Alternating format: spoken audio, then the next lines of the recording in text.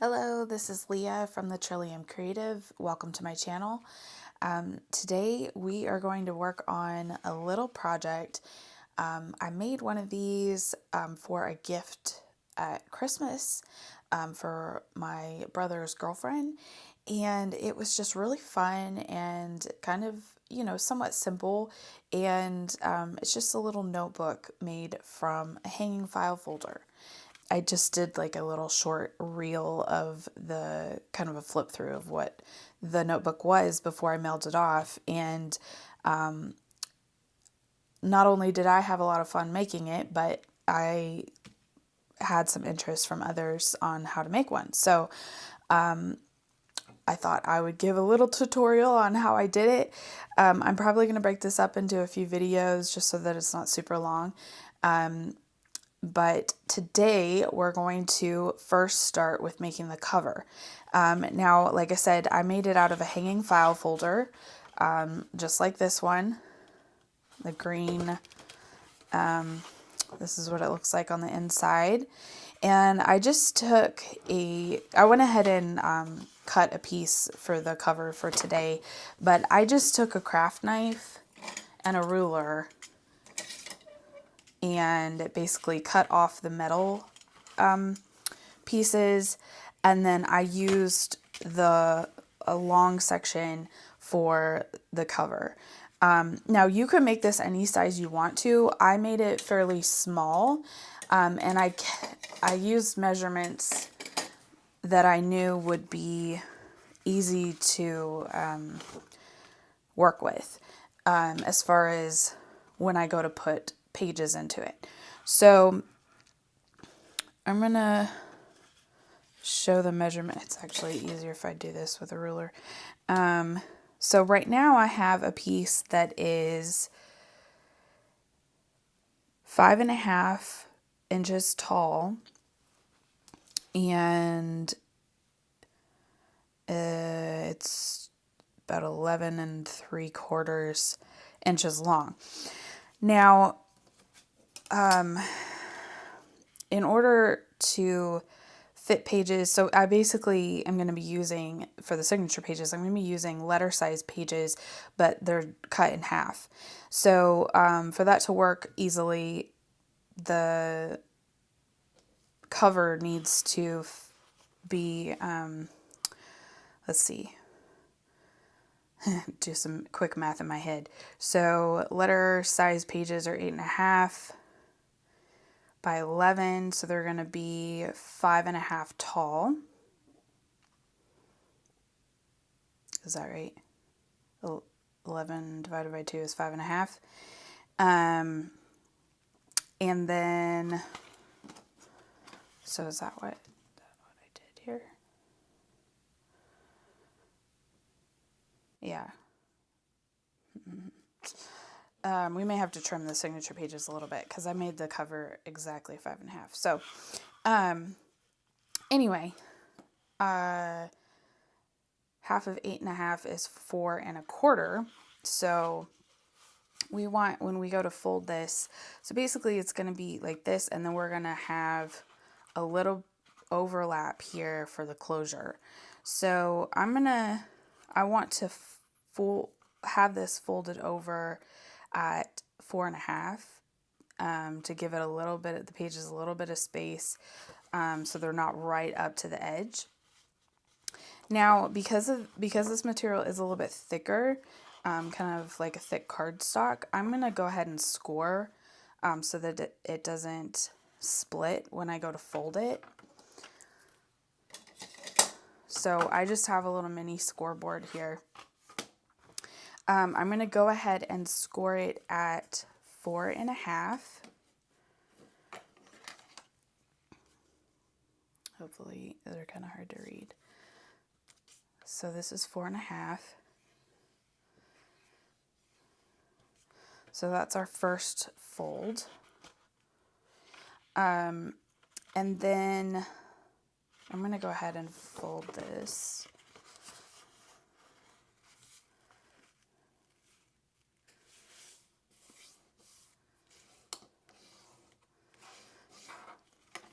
And then for the closure, I don't need this big of a piece for the piece that folds over. So I'm actually gonna trim that. So I'm just using my little Fiskars trimmer. So I'm gonna do it this way.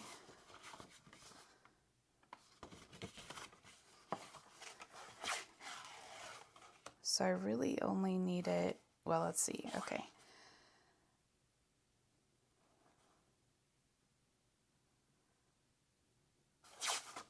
I'm gonna have to measure this. So we've got 1, 2, 3, 4, 5, 6, 7 and a bit. So I need it to at least be 4.5. 1, 2, 3, 4.5. I think I'm gonna leave 1.5 inches. So that means I need to cut 1 inch and like 1/4 off.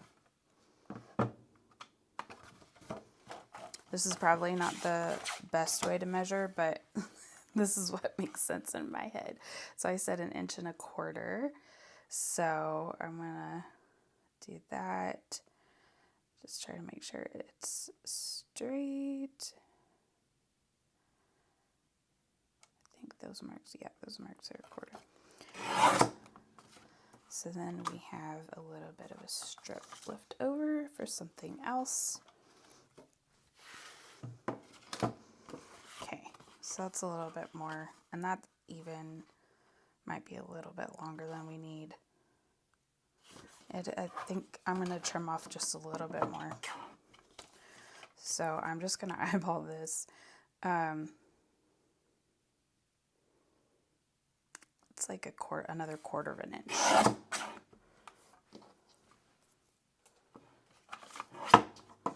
Okay, so we should be done with that. Okay, so now I'm going to do some more scoring. So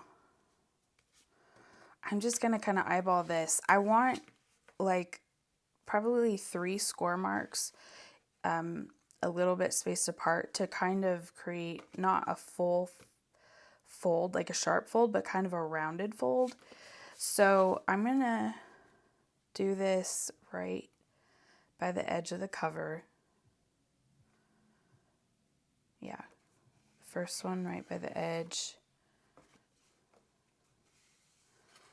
And then I'm going to go over a little bit and do another one. And I'm actually going to do the one in the middle too. Oop, middle.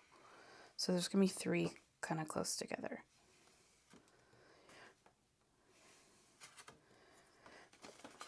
And if you're one of those people that really needs measurements, I apologize. I do a lot of stuff just by eyeballing it.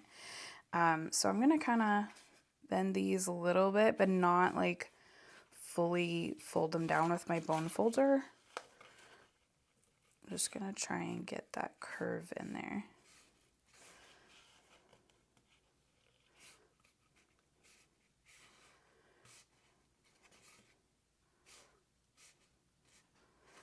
All right. And the other thing that I didn't mention, I'm going to put a grommet or an eyelet here. And I like to use the wide grommet. So you want to have enough space for whatever closure you're going to use. You don't necessarily have to use an eyelet, but I liked the look of that. And that's what I used in my original design. So, okay. So now we are done with that. So now what we're going to do, I like the look of the rounded corners, so I'm going to go ahead and round the corners. I have a crocodile corner chomper that I like to use for a little bit heavier material, but you can use any corner rounder you have. I'm going to use the 1/2 inch size. I want the larger size, so I'm just going to put it in here, line it up, and chomp.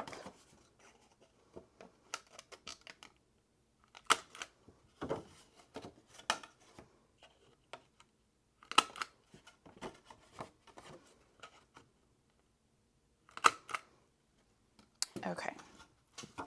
So now we have the basic structure of the cover.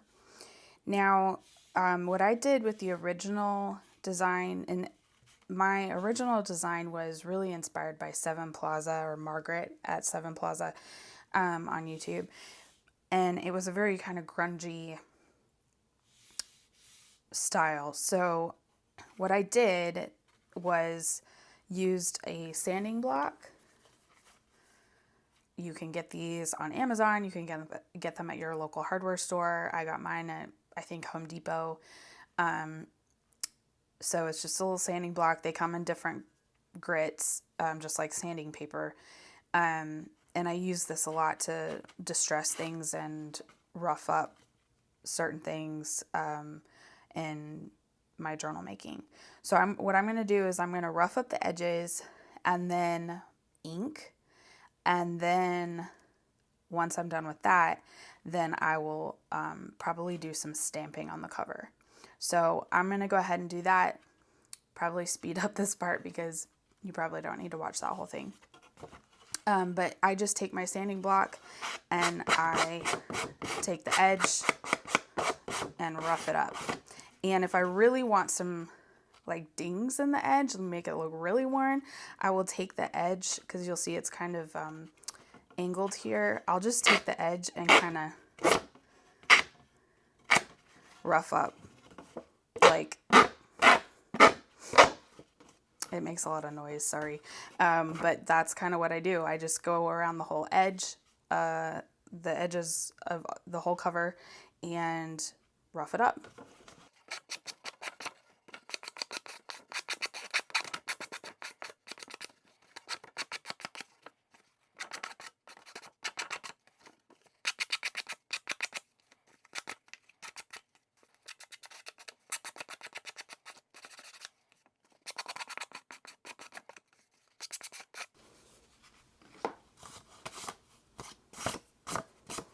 Okay, so now once sanding is done, then I'm going to go around the edges with a darker ink color. I tested out some of the different inks and distress oxide colors that I had on this green, and what I determined was I liked the look of the walnut stain. Regular ink, distress ink, not the oxide. Just the way that it looked on this particular paper was what was the look I was going for. So now I'm going to ink all around the edges, probably do the spine and whatnot too. So you've probably seen people ink things a million times. So I will most likely speed this part up as well.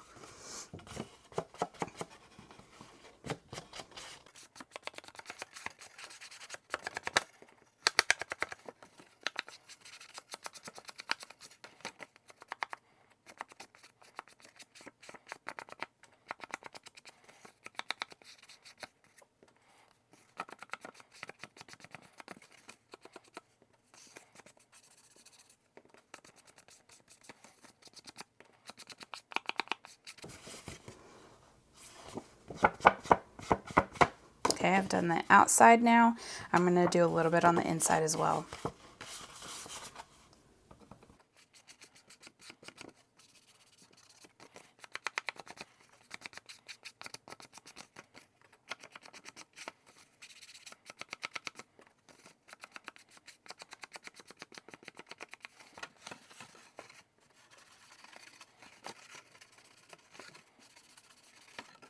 All right, I think that's good for that. So it's not enough to really stand out, which is, I didn't want something to stand out. I just wanted something a little bit darker to kind of grunge it up a little bit. So this is our cover so far. Now you could leave this as it is and just decorate the front if you want to. I really liked the look of doing some stamping in a similar color, so it's kind of subtle. I used the VersaFine Clear Shady Lane is the color. It's a green, and it's a nice kind of darker green. So I used that, and then I used the Tim Holtz Field Notes stamp set, as well as the Moth Study stamp set. Sorry for the glare. But I just kind of mixed it up and did basically a collage of stamping. Usually how I do a stamped kind of collage, I will start with the larger pieces or stamps first that I want to use. So I'm going to go ahead and pull out some of those. I really like this field label stamp. I like the round one. There's a specimen label.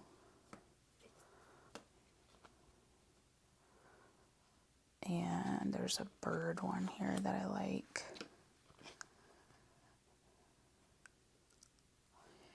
And then once here's a collect.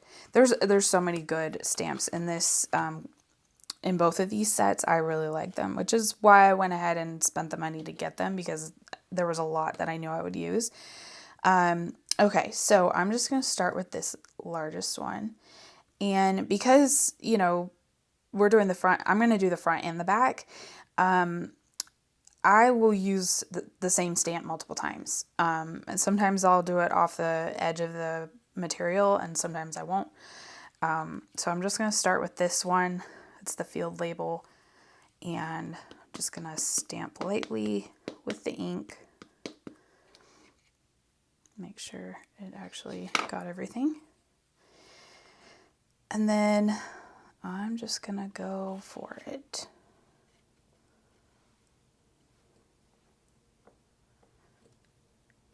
Sorry if I am shaking the camera. It is attached to my table. So you can see it's just a very subtle look. Actually, I think I need another piece of paper.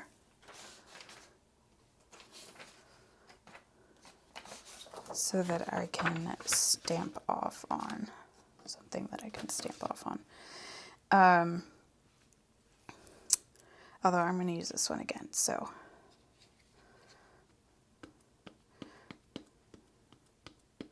And this is where I get really inky fingers because inevitably, as you can see on the second try, I already got ink, extra ink on my fingers. Okay, so then I'm going to do one over here, just kind of off the top. And this is really, going off the page is something that I learned from Margaret at Seven Plaza. She does a lot of stamping, and it never really occurred to me to stamp off the page. But it really helps give it a professional kind of look. Not like you're stamping. It looks like it's part of the paper, which is something that I like. So let's see what we'll do next. Go for this one.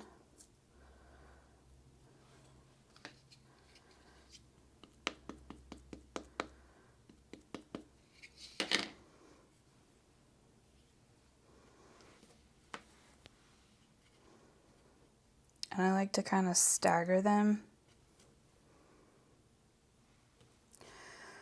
so they're not all, I try to anyway, they're not all in a straight line. And I don't mind putting things sideways, sometimes even upside down, but usually just sideways.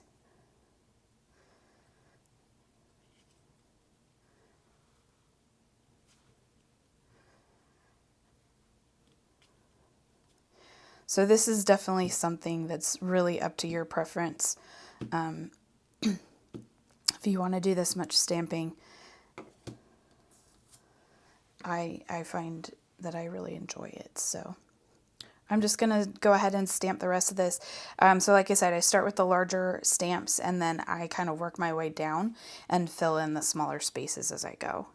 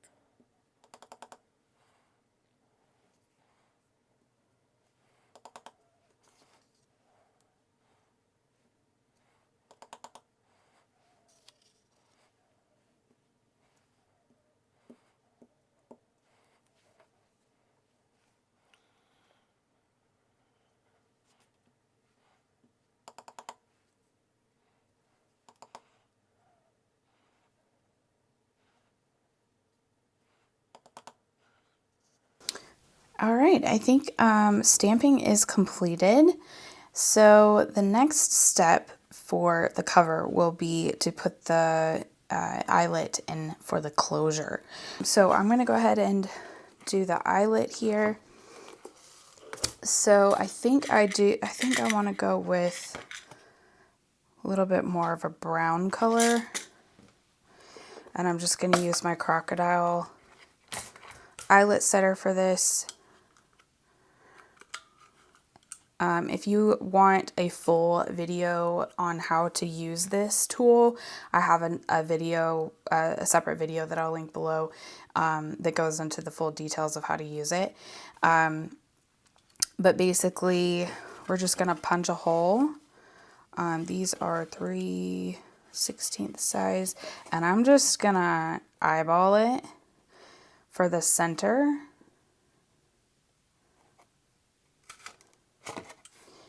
And then you set the eyelet in, and I already have it on the setting that I need because I pretty much use the same one all the time.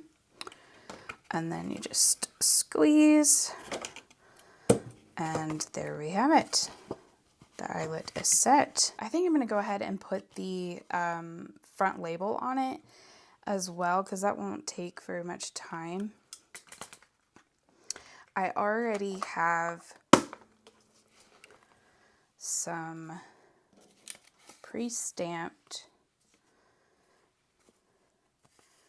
labels here because I wasn't sure exactly what color I would want to use. Also, on my other one, I used some die cuts, and I was gonna see if there was a size in here that I wanted to use. I have so much stuff in here, I don't know if I can find anything. Okay, yeah, that's a good size. So, which one do we like? Don't like that color. Don't like that color with that. That might work.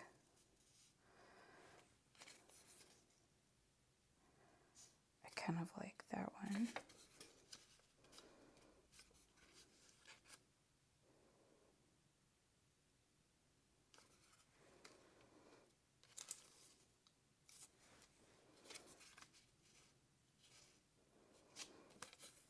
I think I'm going to try this one.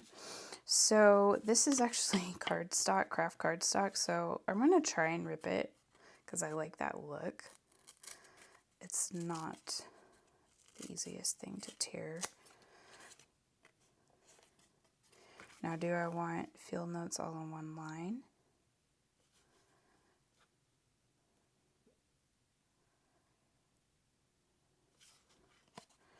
I'm going to try it without.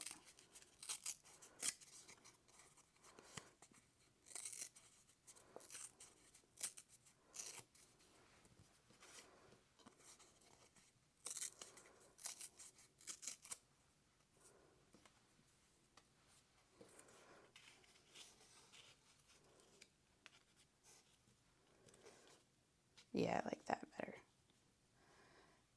All right, and then I'm just gonna actually ink around this a little bit just to kind of grunge it up a little bit too.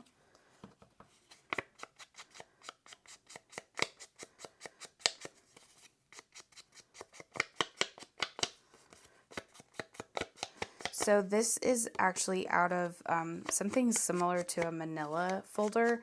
It's a little bit orangier color than the ones that I've seen. But it was from a divider in an old spiral bound notebook that I had. So I'm just like recycling it. I liked the color and the weight of it. So actually I'm going to see if I can tear. Hopefully not tear my word.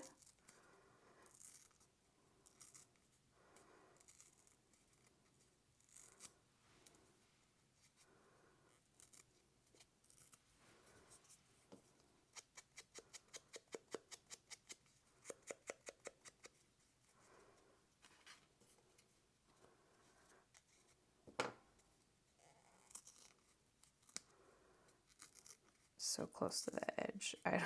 It's not super easy. Okay.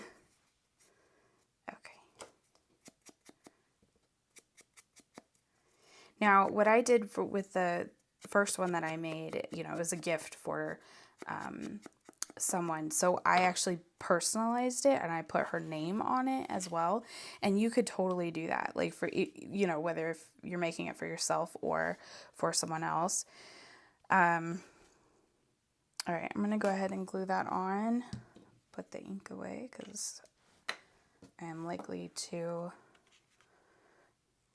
stick something in it. So I'm going to go ahead and glue this on here first.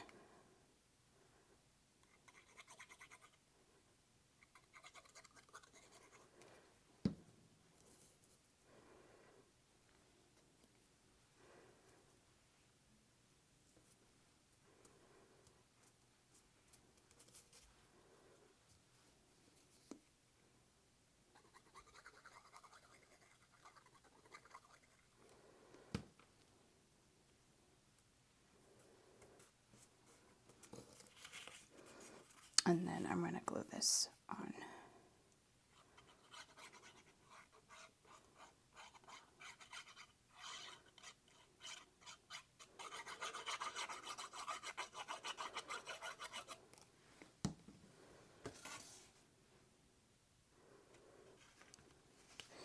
And I'm offsetting it just a little bit to the left so that it's not covered when the notebook is closed.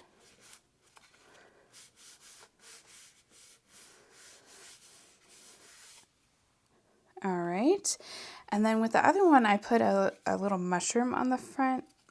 I'm not sure if I want to do that with this one or not. These are some images that I got off of the Biodiversity Heritage Library, which has free images, copyright-free images that you can download from like old books and things. Kind of like that. There's a tall one. I don't really like the color on that one though. It's a green one.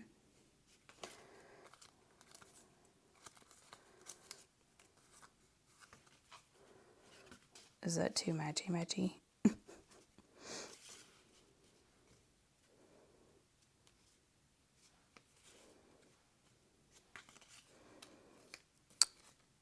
Where is that one? There we go. I'm just going to ink this one up a little bit and we'll call that good. So yeah, I really like the Biodiversity Heritage Library online. They have a Flickr account, I think. And you can there's so many images on there of all sorts of things. But a lot of animals and, plants and insects and all sorts of things like that, which is really cool. Now, the images may be like these were cutouts from a larger image that I downloaded and printed, and then I just cut out the piece that I wanted. All right. So actually, the cover is pretty much done now. So when I come back, we will work on the inside and the signatures, and then tying the closure to it. I'll just use a bit of twine probably. But yeah, so that's the outside cover of a little notebook. The inside will be fairly simple as well. We'll just do some decorating once we get the signatures in. And yeah, so hopefully you enjoyed. And hopefully you try out making one like this and putting your own spin on it. I will catch you in the next video. I hope you have a great day, and I'll talk to you soon. Thanks. Bye.